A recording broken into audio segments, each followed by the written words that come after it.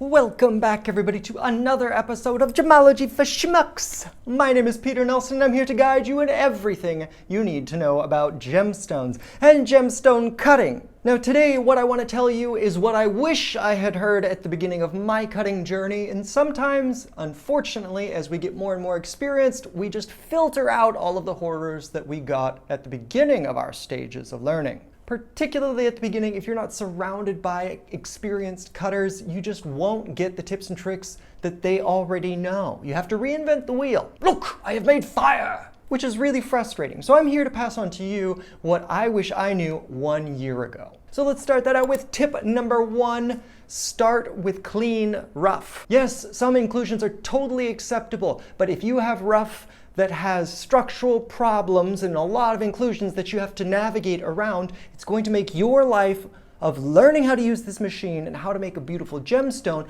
much more difficult. Avoid that. Get yourself clean rough. How can you do that? Either get somebody like myself or somebody else that you know has experience with evaluating rough, and they can get you crystals that are appropriate for you. There's always going to be a price and value balance, right?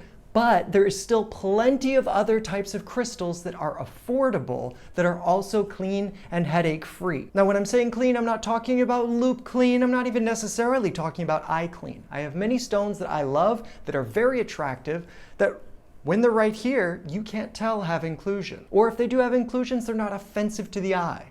But they are much easier pieces to cut. Because really the first stage of learning to cut is learning how to take that diagram and how to make this machine do the thing that is on the diagram. If you can give yourself the simplicity to do that already difficult task, you will be saving yourself time. And as the goblins say, time is money, friend. How do you value your time?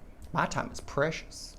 If you would like to hear about the rough that I recommend for any new lapidary, please check out that video. Tip number 2, when you are first learning to cut especially, and maybe even later on, when you are getting to the point of cutting small facets like your stars, please make sure to turn off your machine.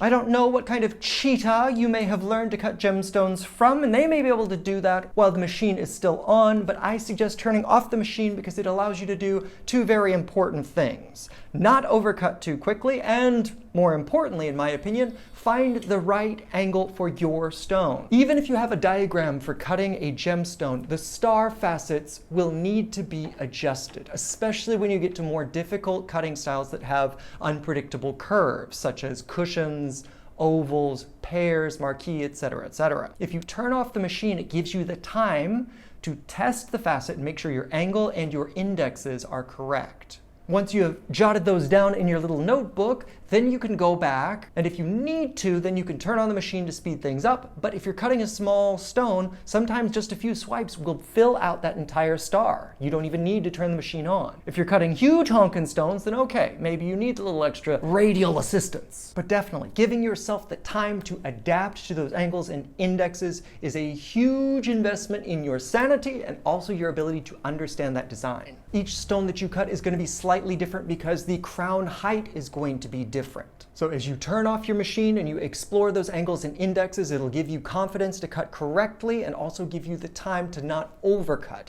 Every time you overcut through rushing, you're going to create yourself a much more time-consuming problem, which I naturally don't recommend. So that's tip number 2.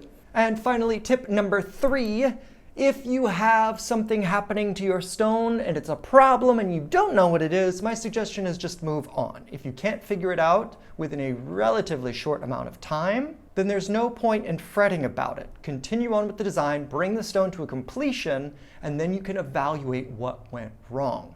Oftentimes, the problems in cutting a gemstone are compounding. So if you can't figure out what that problem is, oftentimes you can retrace your steps and go, I went wrong there. And you can fix that problem for the next stone that you cut. But if you spend another 2, 3, 4 hours trying to fix a problem you don't even understand, that's just going to be wasted time. You won't have learned anything, and you will have driven yourself further towards the abyss. Don't do that. Or otherwise, if you get to the end of the stone and you still can't figure it out and you don't see anything wrong with the stone, then it actually wasn't a problem. Aren't you glad you moved on? So those are my 3 tips for you today. If you have any other questions to me, reach out to me at gemshepherd.com, where you can read blogs or get in touch with me directly about investing in gemstones. Otherwise, hit that like button, hit that subscribe button if you haven't already. As usual, tell all of your friends about me. And until next time, bye-bye.